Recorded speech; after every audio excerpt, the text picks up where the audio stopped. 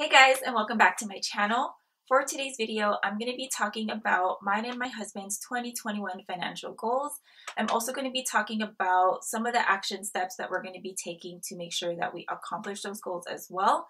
I actually do have our financial goals written here on my board right here. I made this little template just to kind of make it look all nice and pretty. And then I also have my own personal game changer goal for the year as well written here, and I will also talk about that as well. So, and I also have my goals everywhere. I have it on the back of my passion planner as well, just so I have it to refer back to. But I mainly for sure wanted to have it on my wall so that I'm always constantly reminded of it. So anyways, let me just go ahead and start with one of our goals. It's not really any particular order. It's just kind of how I wrote it down. So goal number one is to be debt free.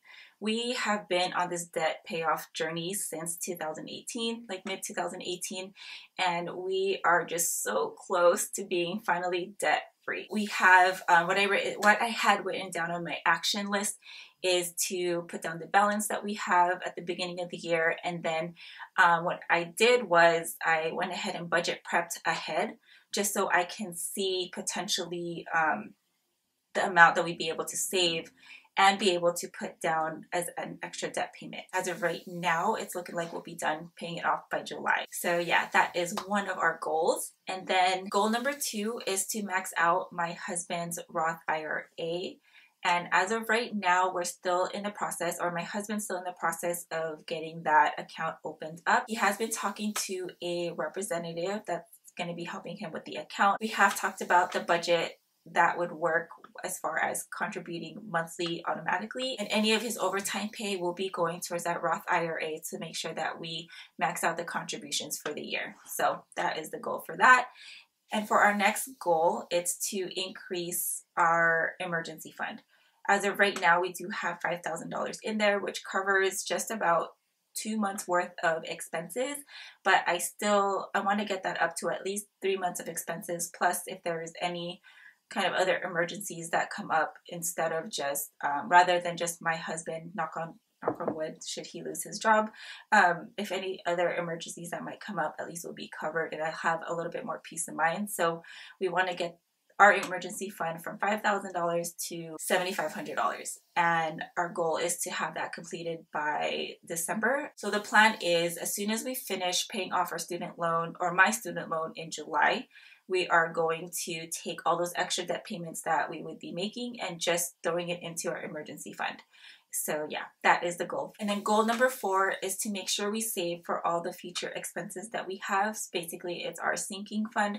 And if you haven't seen my sinking fund video, I do have that up where I list out all the sinking fund categories that we have, as well as the goal amounts that we want to have saved up by the end of the year, or some of them are actually ongoing, just to make sure that we're covered for certain things like medical and dental, because we have experienced some medical emergencies in the past and we just want to make sure that we're covered to pay those co-pays or out-of-pocket pays that insurance will cover. So yeah, that's our goal number four, is to make sure that we have our future expenses covered. And then goal number five is to increase our credit scores. I feel like we've been kind of up and down ever since we paid off a huge chunk of our debt.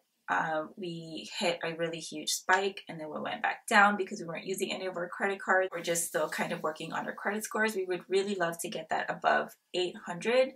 Right now, my credit score is at 790, and then my husband's, I believe the highest is at 760, and his is the one that keeps kind of fluctuating and keeps decreasing. And then my credit score stays put, and then every other month or so it'll increase by like a point. So the goal for this, or the action plan for this goal to get our credit score up, is to make sure we use it on bills, like regular bills, and then to use it on any big purchases or expenses like medical expenses. I used my credit card recently to pay off a dental bill. So yeah, hopefully that works. As of right now, we've been using it for some of our bills here and there, just to make sure I don't lose track of it, because I don't want to pay for the interest. So yeah, so that was goal number five, increase our credit scores. And goal number eight, not number eight, what am I saying?